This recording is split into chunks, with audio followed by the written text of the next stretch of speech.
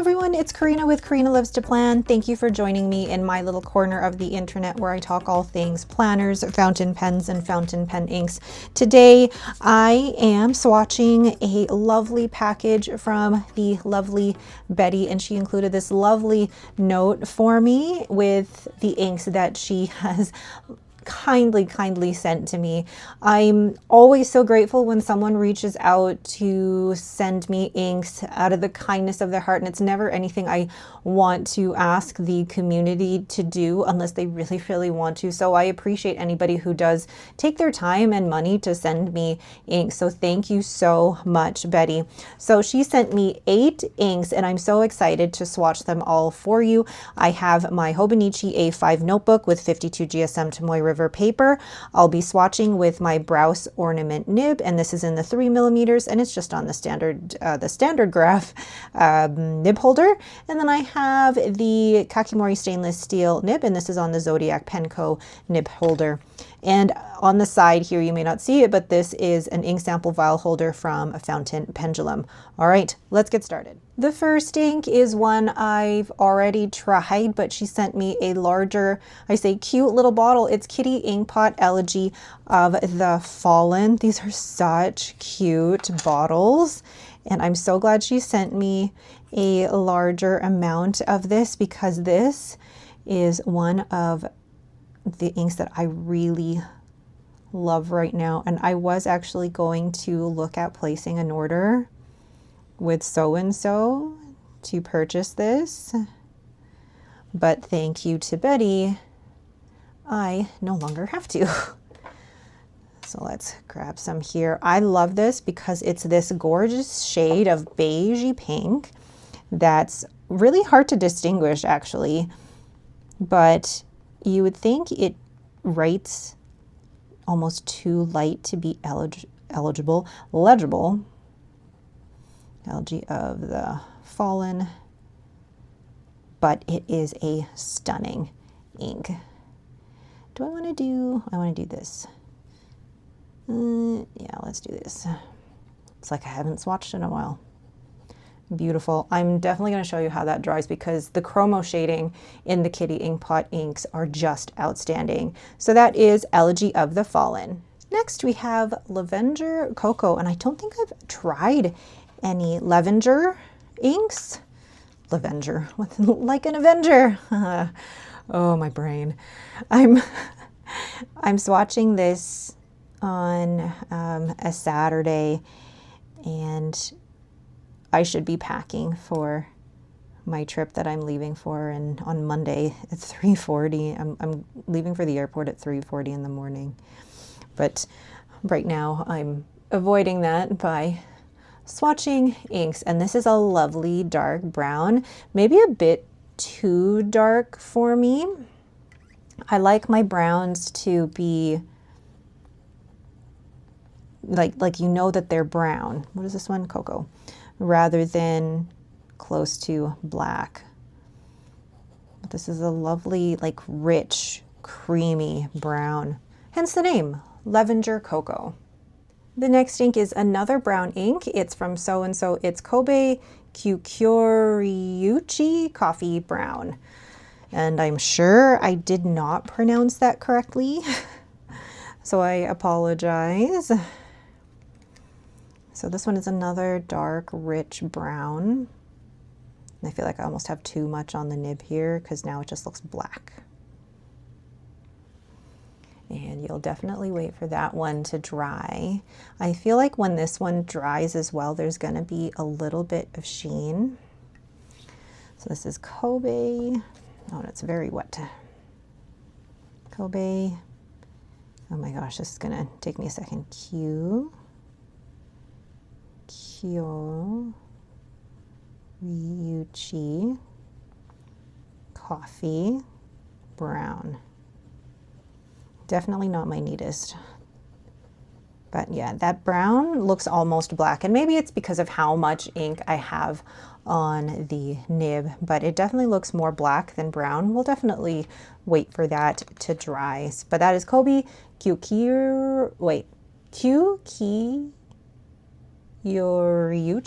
Coffee Brown. Next, we have Pen BBS number 288. And I don't know what the name is. It's just the sample just says number 288. Oh, look at that. And it's a stunning, lovely pink. And it looks like it's like a bright highlighter pink, but I feel like it's not as, what do I almost want to say? It's not as saturated as one would think. I feel like this would be a little bit less saturated than a highlighter pink. Number 288. Really pretty. I definitely think I want to ink this up in a pen, especially for summer. So that is Pen BBS number 288, a really lovely pink. Next up, we have Van Diemen's Harvest Tide. This is one of their dual tone collections. And Van Diemen's does dual toned or chromo shading really well. I have some of their samples that I got from Van Ness with Overcast and Underflow. But oh my gosh, this looks like a really, really light, almost not legible enough green, but I can't wait to try this in a pen because, I mean, even if it's a light ink, I've grown accustomed recently to lighter inks. This one is Harvest Tide. Oh, did I not spell that right? Oh well. Harvest Tide. And I'm waiting for that dual tone to pop up here and seeing what other chromo shading colors you get. And this is why I'll definitely wait until all of these inks dry before I show you this once it's all done. So that is Van Diemen's Harvest Time. Next, we have another Pen BBS ink. This is True Love Movement. And I haven't heard of this one, but I'm interested because I can't really tell just from what's on the bottle what this looks like. But, oh, I like that. I do love like grayish purple tone inks. Oh, that's lovely. That is going to shade beautifully. Let me get some on my nib here. Pen BBS True Love Movement. So if you hear like the scraping of my buttons on my desk, True Love Movement. That's gorgeous. Okay, let's change my sleeves around here. I really like that. It reminds me of a Kitty Inkpot ink, but I can't think of it at the top of my head right now. It's got beautiful grayish tones, but blue tones and purple tones as well. I would put it in the purple category, but then I'm not sure. We'll see once that dries. So that is Pen BBS True Love Movement. The next ink I have is from So and So and Dominant Industry. This is Endless Summer Hydrangeas. And I'm excited for this one. Now, I'm not taking the color that's on the cap as accurate because some of these actually inked. What am I talking about? Some of these leaked in transit. So the cap and the sticker on the top has some, I say cross-contamination with another ink, but this is beautiful. I love that very soft blue, and I can tell it's going to be a beautiful chromo shader. So this is So and So with Dominant Industry, and it is Endless Summer Hydrangeas. Lovely. It's so pretty. That's stunning. You can already see some of the purple coming out in that swatch there. Oh my gosh, that's gorgeous. This might be my favorite alongside Elegy of the Fallen or True Love Movement. I love that too. Oh, beautiful. So that's So and So and Dominant Industry, Endless Summer Hydrangeas. And last but not least, we have Oblation Papers Portland Rain. I think they released this last year for the Pacific Northwest Pen Show, but I didn't purchase any of the Oblation Papers inks. And I'm kind of kicking myself for that because wow, that is a gorgeous purple. Oh, I love that. I love the muted grayish purple tone of that ink.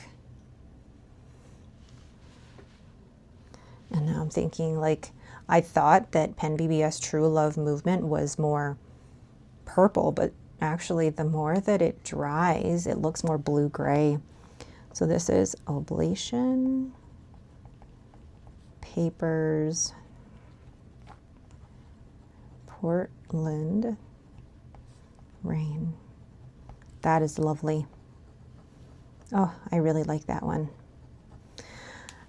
I love the kind of grayish tone purples. Kind of reminds me of Sailor Shikiori Hara Hara and Robert Oster and Julia Here's Love Letter. Kind of that same grayish purpley tone.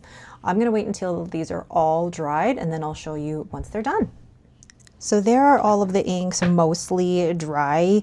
Lavender Cocoa and Kobe Kyoriyuchi are still drying, but you can see how much sheen is coming off of those. I'm going to zoom in. So now you can see what Elegy of the Fallen looks like dried. It is one of my favorite inks, and this little bottle is like the perfect amount. I don't know how many mils this, oh, there we go. It says 15 mils at the bottom. 15 mils or a little under that, but it's like the perfect amount of ink.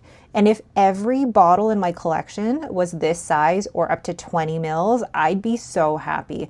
That would be the perfect size for me. And then you can see Lavender Cocoa and Kobe Coffee Brown, the amount of sheen that's coming off there, but also how dark they look for a brown ink. Probably not for me, but I appreciate being able to try different browns. And even the way that this dried, it looks like a little bit of purple as well, but that sheen is very bright. Then we have Pen BBS number 288. This is so cute. I really like this bright pink. There's almost a hint of purple to it as well. I really like that one. And then Van Diemen's Harvest Tide. I knew that that was going to have some chromo shading in it, so I'm happy to add that to the other chromo shading inks that I have in my Van Diemen's small collection, and definitely want to use that. What month is it? Next month, June, at the end of spring.